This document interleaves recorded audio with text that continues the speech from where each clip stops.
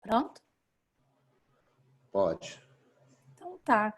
Então, começando um pouco só para explicar para vocês como é que eu vim parar aqui na ecotoxicologia de elasmobrânquios. Lá em 2011 eu entrei na graduação e eu me formei em Ciências Biológicas, bacharelado pela FURG. E aí, durante esse período de 2011 até 2014, eu fiz a minha iniciação científica todinha, sempre com embriologia e reprodução de elasmobrânquios. Então, a gente, inclusive, fez experimentos aqui no ICB com embriões de raia, como vocês podem ver, a gente conseguiu manter eles, incubar eles no ICB, mas eu nunca tinha trabalhado muito com toxicologia. Então, sempre fiquei mais na parte ali da embrio e da reprodução.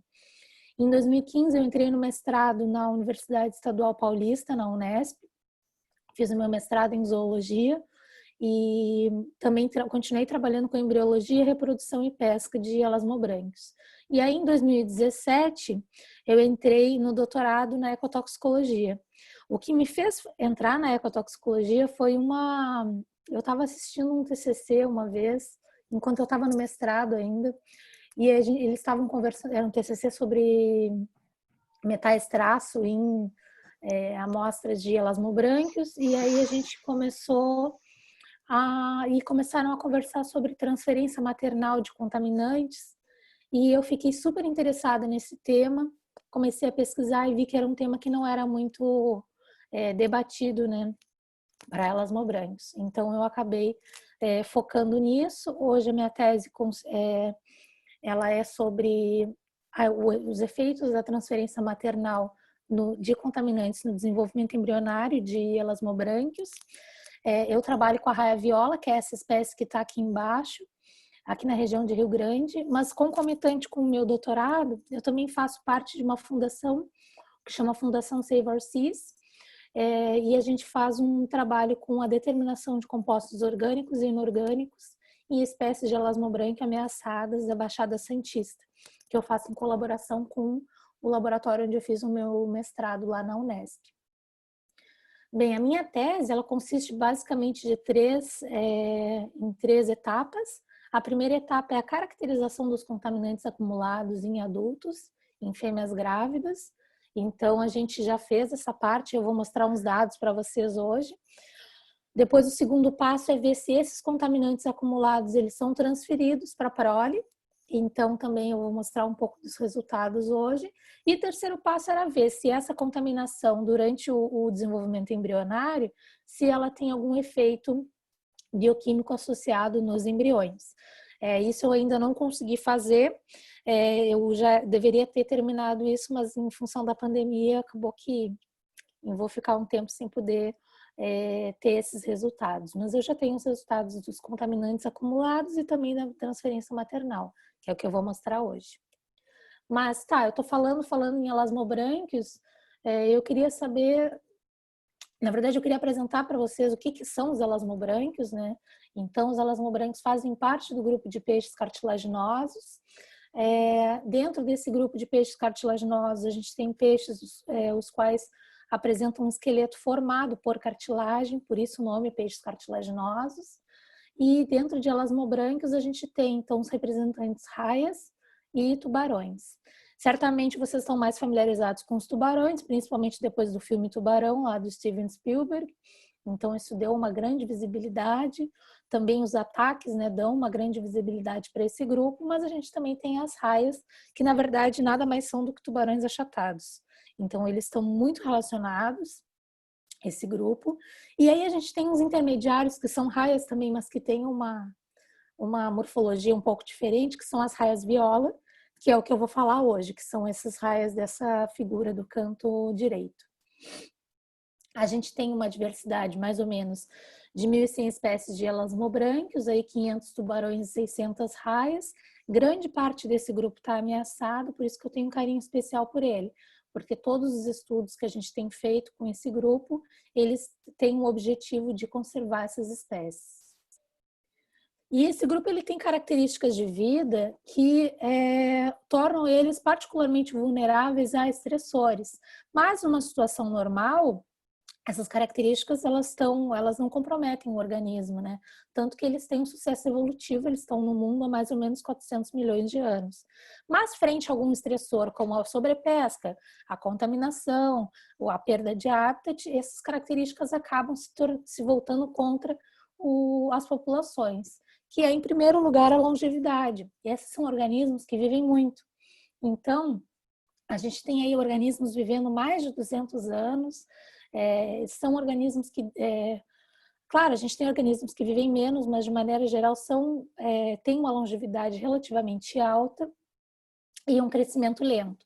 Então, esse crescimento lento, por exemplo, tem organismos que levam até 30 anos para atingir a maturidade sexual e poder incrementar na população, né? Ou seja, ter os filhotes e poder aumentar o número populacional ou contribuir com o recrutamento. Em relação ao número de filhotes, a gente tem uma fecundidade geralmente baixa. Claro, a gente tem organismos que têm uma fecundidade um pouco mais alta, mas quando a gente relaciona com peixes ósseos, com anfíbios, eles têm uma fecundidade relativamente baixa. Inclusive, tem organismos, por exemplo, cação-mangona ou outros tipos de raia que tem 2 a 3 filhotes por vez. Então, eles não conseguem, frente a uma retirada em massa de organismos da população, acaba não podendo contribuir com o recrutamento. Não é suficiente o número de filhotes, né? E, por fim, eles também têm um metabolismo baixo, um metabolismo lento. O que de maneira geral não confere nenhum problema a eles, mas frente a estressores pode gerar algum tipo de problema, que a gente vai abordar mais para frente. E aí esses organismos, eles estão particularmente vulneráveis à contaminação ambiental, porque, em primeiro lugar, várias espécies habitam regiões costeiras. Então, a gente tem aí uma gama de espécies que habita ou parte do ciclo de vida ou durante toda a vida essas regiões. Então, muitas espécies usam as regiões costeiras como áreas de berçário, ou seja, locais onde os organismos filhotes vão se desenvolver. Outras espécies vão para a região costeira para parir e para reproduzir. E só para mostrar para vocês, aqui em Rio Grande, a gente tem 2 espécies que são espécies que vêm para a costa para reproduzir, então que é a raia-viola e o cação-martelo, o tubarão-martelo. O que acontece? Esses organismos, eles se aproximam da costa para reproduzir e para parir e retornam para regiões mais profundas e onde os filhotes ficam habitando aqui as regiões costeiras. Quando eu falo em regiões costeiras, eu estou falando de na beirinha mesmo, onde a gente consegue pescar eles com linha, né? Então, eles ficam ali naquela região que é uma água mais quente, que propicia um desenvolvimento mais rápido para eles. E aí, quando eles crescem, eles retornam para a regiões mais profundas. Qual que é o problema disso? O problema disso é que aqui em Rio Grande e na Praia do Cassino, a gente tem várias fontes de poluição, por exemplo, atividade portuária, refinarias de óleo, atividade industrial, né, que desembocam aqui no canal da Barra do Rio Grande e que acabam vindo para a região marinha. Além disso, durante toda essa costa aqui, até mais ou menos Santa Vitória do Palmar, a gente tem uma atividade agropecuária muito intensa. E essa atividade o escoamento dessa atividade acaba vindo para regiões aqui costeiras e, consequentemente, atingindo o ambiente marinho. Então, é bem preocupante essa questão das espécies habitarem regiões costeiras. Outra característica também que confere uma vulnerabilidade é que esses organismos, eles geralmente têm altas posições tróficas. Então, a gente está falando de organismos predadores ou mesopredadores, que que possibilitam que o fenômeno de biomagnificação faça com que eles tenham concentrações mais elevadas dos contaminantes. E, por fim, a maioria desses organismos está submetida a outros estressores, como a sobrepesca e a perda de hábitat. Então, só isso já faz com que muitas espécies estejam ameaçadas, né? E a gente ainda não sabe quais que são os efeitos somados de sobrepesca, perda de hábitat, contaminação nesses organismos. Mas, de maneira geral, a gente sabe que eles já estão ameaçados de extinção. Então, isso confere a eles uma vulnerabilidade maior. Bem, e como que eles se contaminam, né? Quais que são as vias de exposição desse grupo? A gente tem a contaminação direta, então que o organismo vai se contaminar diretamente pelos contaminantes que estão dispostos no meio, e aí isso ocorre principalmente via brânquias, porque o corpo do organismo, o tegumento dele, é totalmente revestido por estruturas que se chamam dentículos dérmicos, que são estruturas que conferem a eles como se fosse uma alta, elas, deixa eu ver como é que eu posso explicar, elas recobrem o corpo do organismo e elas têm uma morfologia que confere a eles uma boa flutuabilidade e uma hidrodinâmica. Essas estruturas, apesar de elas também acumularem contaminantes, elas impedem que os contaminantes sejam absorvidos pela pele. Então, a maioria da contaminação via direta, ela vai ser por absorção branquial. A gente também tem, como os elasmobrancos também podem se contaminar via dieta, né? Então, uma exposição trófica. E aí é aquele fenômeno de biomagnificação que eu tinha falado, no qual consiste no aumento da concentração de um contaminante ao longo da teia trófica. Então, organismos produtores primários contaminados, por exemplo, vão ser consumidos por consumidores primários, que vão se contaminar. Aí os mesopredadores vão consumir esses consumidores, e isso vai aumentando a concentração, até que o predador de topo vai ter a maior concentração desse contaminante, que geralmente é transferido via conteúdo lipídico, porque a maioria desses contaminantes que a gente está falando são contaminantes lipofílicos. E por fim, a gente vai ter então uma última via de exposição, que é uma via menos trabalhada, mas que faz parte da minha tese, que é a transferência maternal.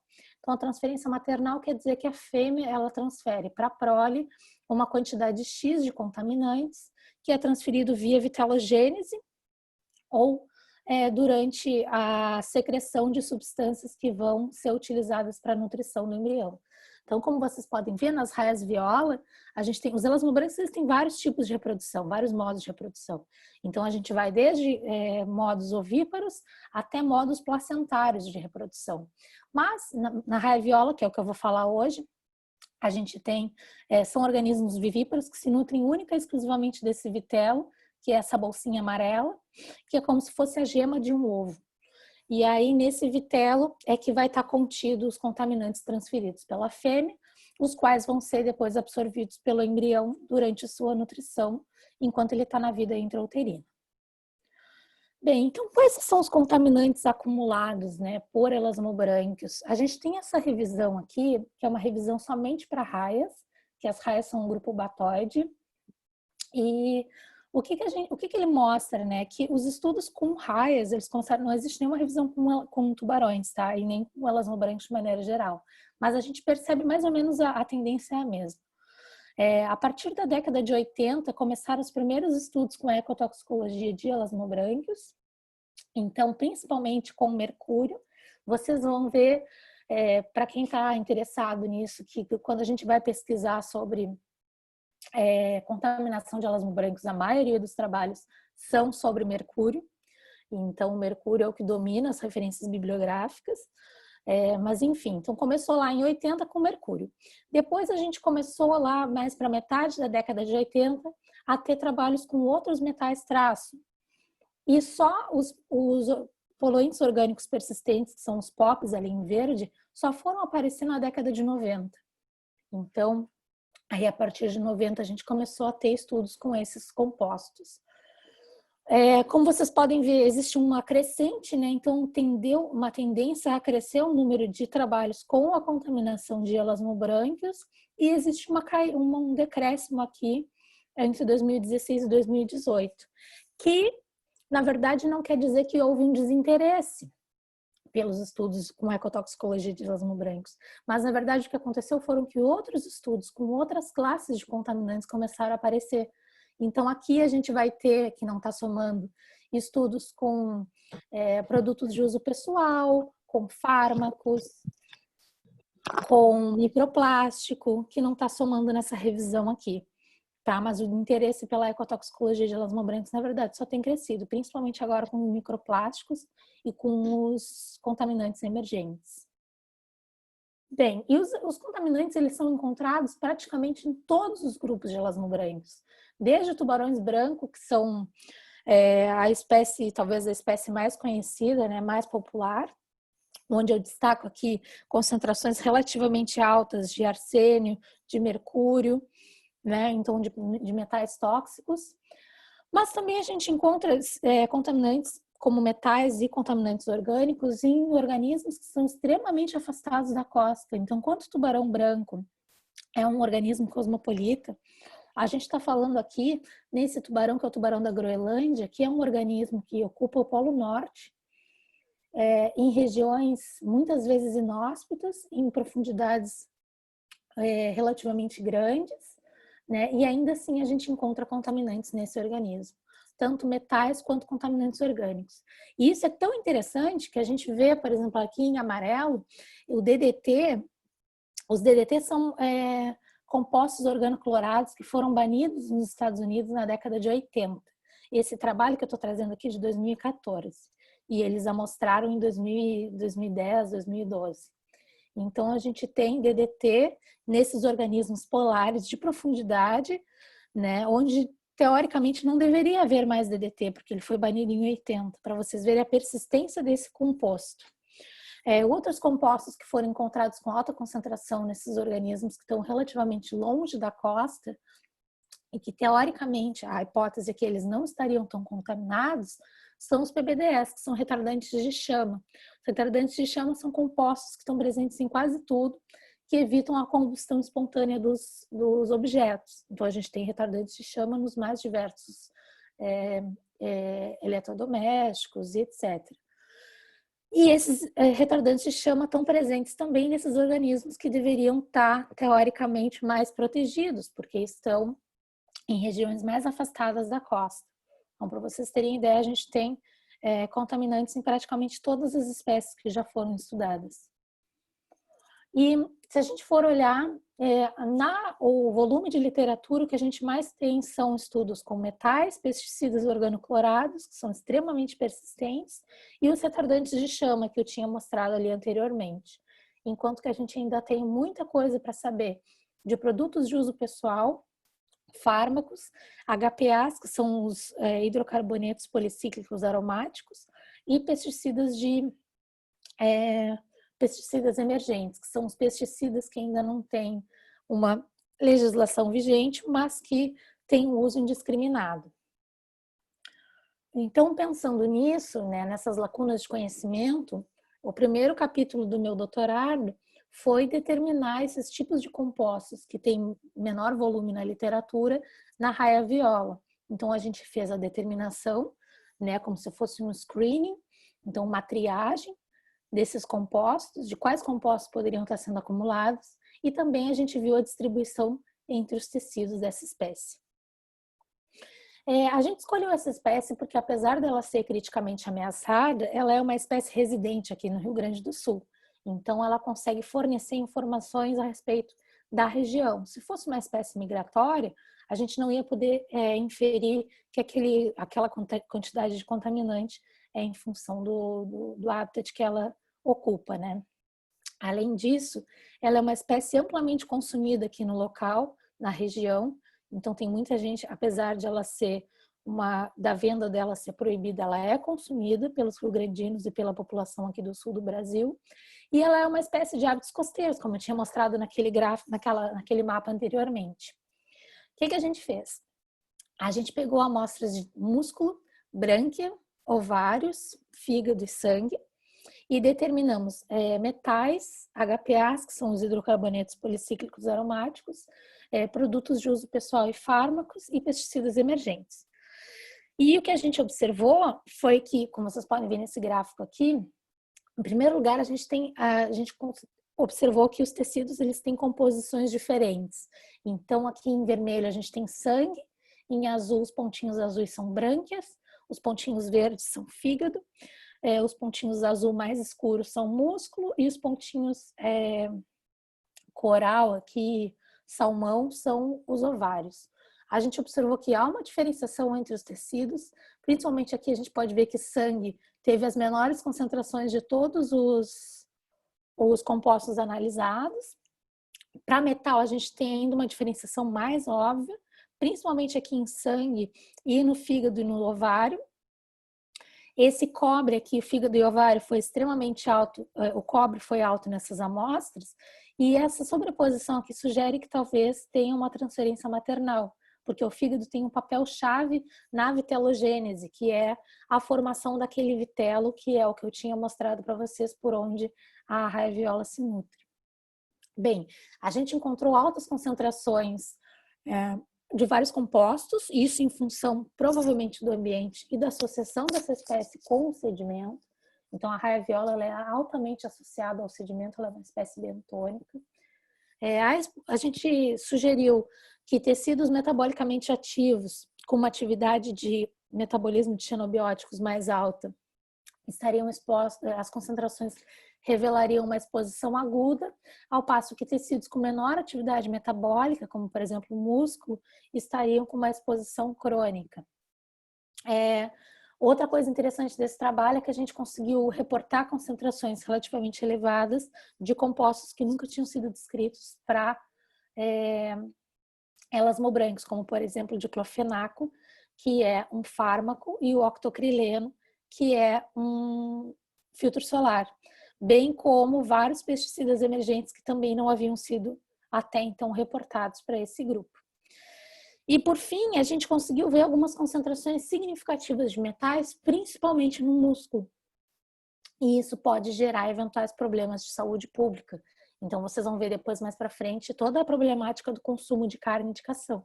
Como essa é uma espécie consumida, todos os dados de músculo, eles servem também para a gente poder estimar se essa carne é uma carne de qualidade ou não para o consumidor humano. Essas diferenças entre tecidos que a gente observou, tem 3 fatores que contribuem para que existam diferenças entre os tecidos.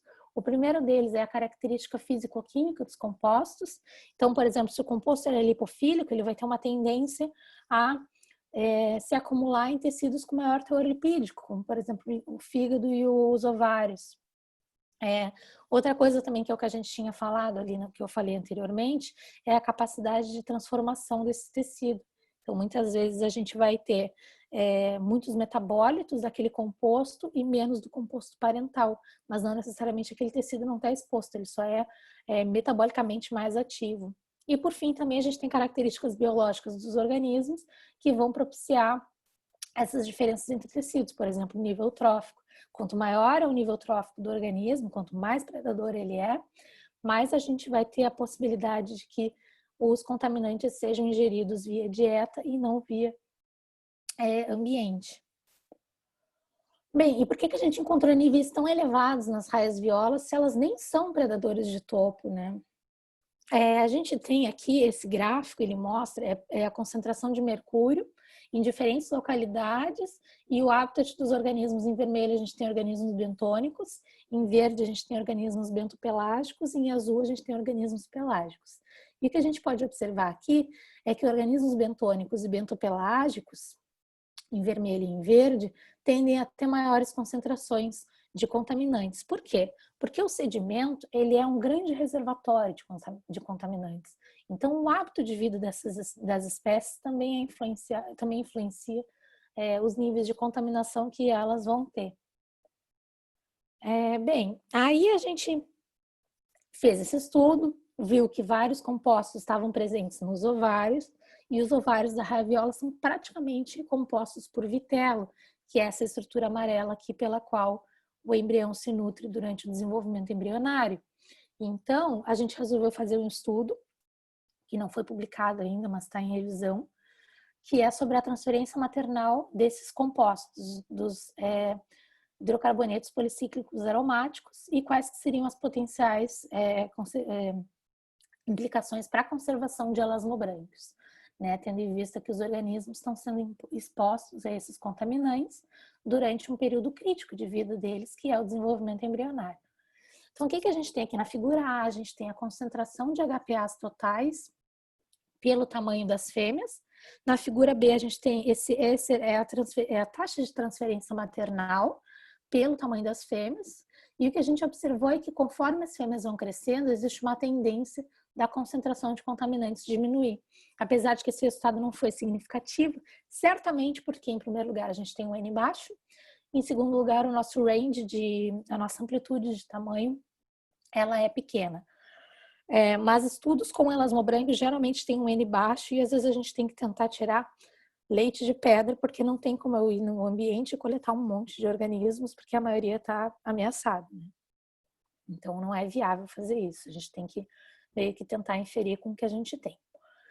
Bem, então a gente tem aí as concentrações tendendo a diminuir de acordo com o tamanho do organismo, ao passo que a transferência maternal, ela tende a aumentar com o tamanho do organismo. O que isso quer dizer? Isso quer dizer que provavelmente as fêmeas estão transferindo os contaminantes, e aqui fêmeas menores estão nos inícios do ciclo reprodutivo, ao passo que fêmeas maiores já reproduziram mais vezes. Então, conforme as fêmeas vão reproduzindo, elas vão conseguindo se livrar desses contaminantes, transferindo eles para o filhote. Só que a taxa de transferência aumenta porque conforme as fêmeas vão aumentando de tamanho, elas também vão tendo mais filhotes. Então, elas vão tendo mais unidades para poder transferir aqueles contaminantes. E por fim, nesse gráfico aqui embaixo, a gente tem a taxa de transferência. Cada pontinho desse aqui é um tipo de HPA. Então, a gente tem a taxa de transferência pelo log KOW de cada composto. E o que a gente observa é que quanto maior o log KOW e, consequentemente, maior é o peso molecular, menor é a taxa de transferência. Então, compostos menores, de menor peso molecular, conseguem ser mais facilmente transferidos, provavelmente porque eles conseguem cruzar melhor as barreiras celulares.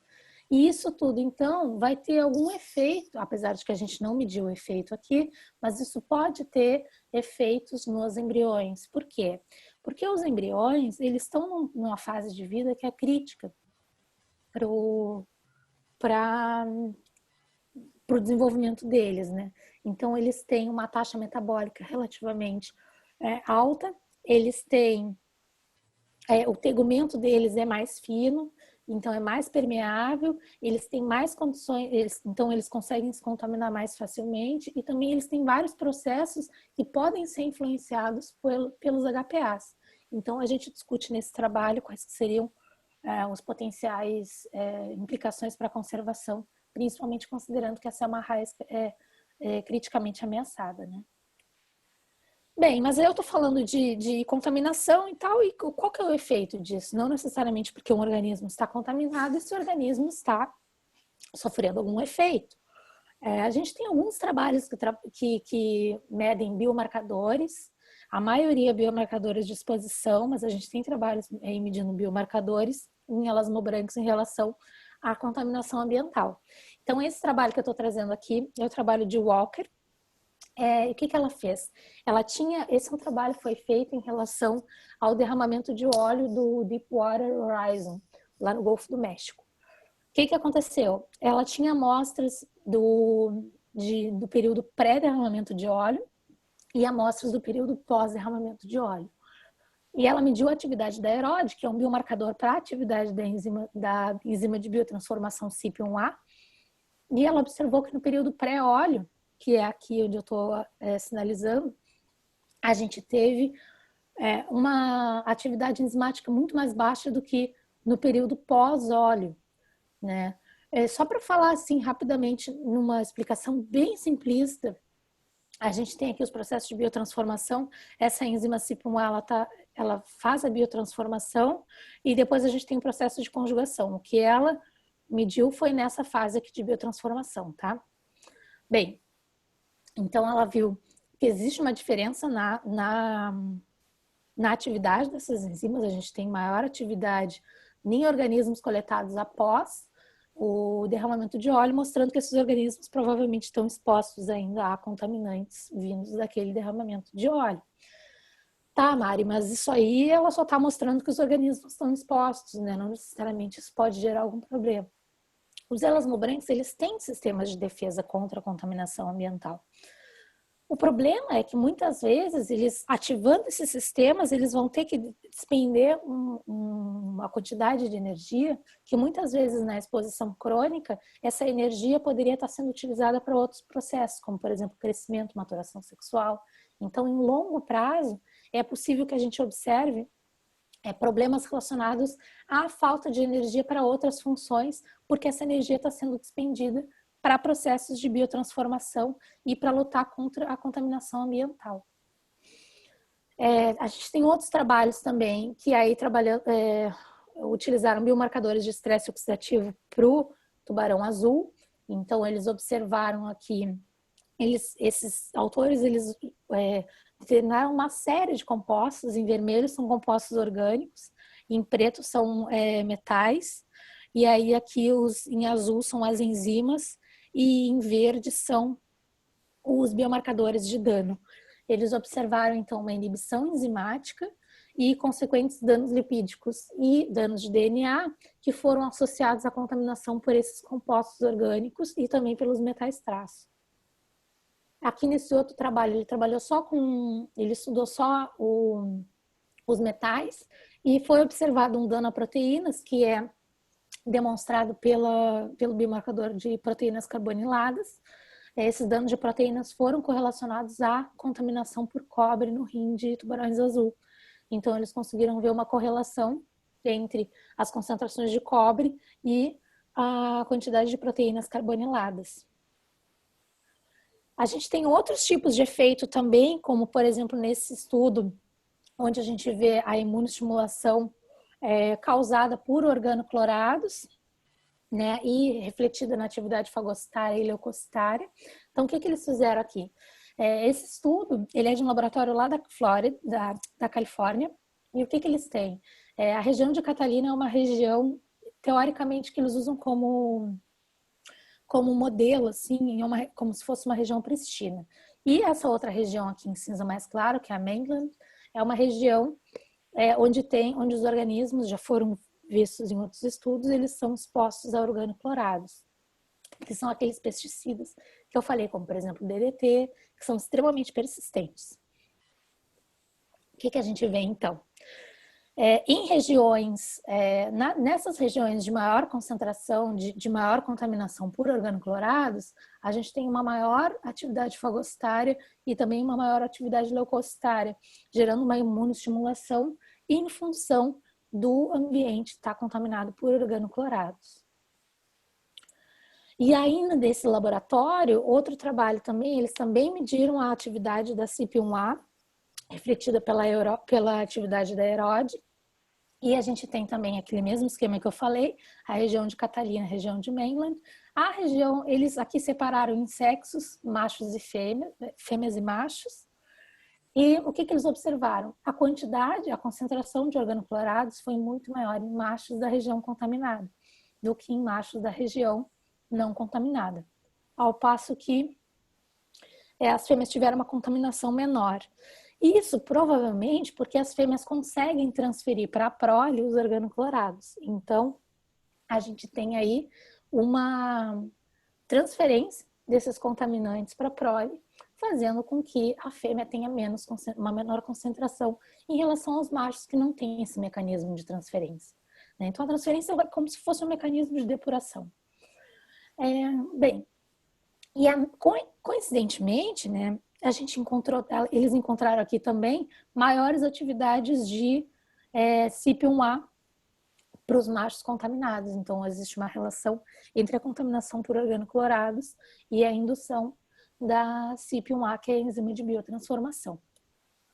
Bem, até então eu mostrei quais que são os problemas para a saúde dos elasmobrancos, mas a gente também tem um problema que é a saúde dos humanos, porque os elasmobrancos são organismos que são consumidos, principalmente no Brasil. O Brasil é um grande consumidor de carne de cação, né? Carne de cação é comumente chamada carne de tubarão e também carne de raia. Como vocês podem ver, essas setas aqui indicam que o Brasil ele importa, principalmente do Uruguai, ele importa grandes quantidades de carne de elasmobranquios. E esse mercado de carne de elasmobrancos, de maneira mundial, ele movimenta cerca de 4 milhões de dólares por ano só para nadadeiras de tubarão e 3 milhões de dólares por ano para a carne. Por que tem esse interesse nas nadadeiras? Não sei se alguém já ouviu falar, mas existe uma sopa na Ásia, que é a sopa de nadadeira de tubarão, que é uma sopa, dizem que é extremamente afrodisíaca, ela é caríssima, isso é uma iguaria. Então, a gente tem, como ele é um produto muito caro, tem uma grande demanda por esse tipo de produto, porque ele é um produto muito rentável. No entanto, o que acontece? Ele promove uma atividade que é desenvolvida, que é proibida em vários países, mas que ainda ocorre, que é o finning. O finning é a retirada das nadadeiras dos tubarões e o descarte do corpo do animal, muitas vezes vivo, só as nadadeiras são retidas para o comércio. Então, muito mais animais são mortos, porque daqui que encha o convés do barco de nadadeiras, ele precisa de muito mais organismos do que se ele estivesse guardando o organismo inteiro com as nadadeiras aderidas. Bem, então em relação à importação, a gente tem um crescimento de 2000 até 2012 no Brasil da importação, e tanto em quantidade quanto em valor das carnes de elasmobrancos. Então o Brasil, como eu falei, é um grande consumidor. Ele consome tanto que a carne de elasmobrancos, ela inclusive tem sido ofertada como merenda escolar, o que é um verdadeiro absurdo, né? Mas ela é uma carne relativamente barata. Com a proibição do finning, os pescadores acabam tendo que trazer a carne, então isso gerou todo o desenvolvimento de um comércio voltado para isso, que até então, lá antes de 2000, não era tão consumido, mas que agora está sendo consumido. E a gente tem aí na cultura vários pratos, inclusive aqui em Rio Grande, na feira, provavelmente alguém já deve ter visto carne de cação, carne de viola, de anjo. Então as pessoas, elas consomem essa carne. É uma carne que não tem espinho, então por isso que muitas vezes ela é usada para dar para as crianças, né? E a gente tem então o Brasil sendo um dos maiores consumidores dessa carne. Bem, pensando nisso, o que eu fiz? A gente resolveu fazer um trabalho junto com a Save Our Seas Foundation, que era para determinar os metais traço em 4 espécies de interesse comercial, mas que estão ameaçadas, que são as raias-viola, os cações-anjo. As raias-viola, os cações-anjo e a raia-viola de focinho curto são espécies comercializadas na região sudeste do Brasil. E a gente encontrou, aqui embaixo a gente tem os limites da Anvisa e da FAO, e aqui em cima o que a gente encontrou de metal para esses organismos. E a gente observa que aqui cromo foi um composto que em todos os organismos a gente teve a amplitude de concentração superando a norma da Anvisa. E aqui, tanto para essa espécie de viola como para essa espécie de cação-anjo, a gente teve também os limites superando o limite da Anvisa. Então, a gente vê que essas espécies possivelmente podem gerar algum tipo de problema para o consumidor humano. Claro, existem vários cálculos que podem ser feitos para ver se essa concentração ela causa efeito ou não. Não foi o objetivo do meu trabalho, mas só para vocês verem que a gente tem aí concentrações que estão acima dos limites permitidos. Outro trabalho bem interessante que saiu esse ano é um trabalho com mercúrio e com arsênio em nadadeiras processadas lá de Hong Kong e da China, para fazer aquela sopa que eu tinha falado para vocês de nadadeira de tubarão. E para mercúrio, todas as espécies que eles analisaram tiveram concentrações acima do permitido. Então, lembrando, né, que para mercúrio o permitido é 1, aqui eles encontraram tudo acima de 1, ou seja, essas nadadeiras elas estão acima do limite permitido para a concentração de mercúrio. Principalmente para, por exemplo, aqui a gente tem 13, então a gente tem 13 vezes mais a concentração média do que o permitido para essa espécie aqui, que é uma espécie de tubarão-martelo. O que é interessante disso? Que a gente tem aqui trabalhos que têm um apelo para a saúde humana, mas ao mesmo tempo eles também têm, consequentemente, eles podem gerar uma ação de conservação, porque conforme as pessoas vão vendo que o alimento está contaminado, elas vão consumir menos carne e indicação. Bem, então fechando aqui, por que a gente estuda elasmobrancos, né? Qual que é o motivador de estudar elasmobrancos? Eles são organismos que atuam, que são chave no equilíbrio dos ecossistemas. Eles atuam na distribuição de nutrientes, então as espécies migratórias se alimentam num lugar, excretam em outro, e isso auxilia na ciclagem de nutrientes. Eles atuam na qualidade de presas, então consumindo presas que têm menor qualidade, ou seja, que estão doentes ou que têm algum tipo de patologia, melhorando a saúde das populações. E eles também têm uma importância econômica, não só na questão do consumo de carne, mas também para o ecoturismo, que aqui no Brasil a gente não tem, mas em outros países, principalmente na Indonésia, já se está movimentando muito dinheiro em função do turismo desses organismos. Bem, e aí, se alguém quiser estudar a ecotoxicologia de elasmobrancos, algumas dicas, na verdade não são dicas, mas são algumas coisas da minha experiência, que é, por exemplo, em primeiro lugar, a gente tem que ter uma pergunta bem elaborada, que vai refletir em como a gente vai amostrar. Por que eu estou falando isso? Porque é muito difícil fazer experimentos com elasmobrancos e muito difícil fazer a coleta de organismos no ambiente. Por quê? Porque são organismos grandes, é difícil de manipular, são organismos que muitas vezes são proibidos, então eles não são capturados, ou se são capturados não são reportados, são organismos que estão em perigo de extinção, então a gente não pode simplesmente ir lá e dizer assim, agora eu vou pegar 30 raias-viola, tanto que, só para constar, as raias-viola que eu trabalhei, elas vinham da pesca, né? Então elas eram capturadas oportunisticamente, incidentalmente pela pesca, e foi aí que eu consegui as minhas amostras, então eu nunca precisei ir no local e eu mesma retirar o indivíduo da população.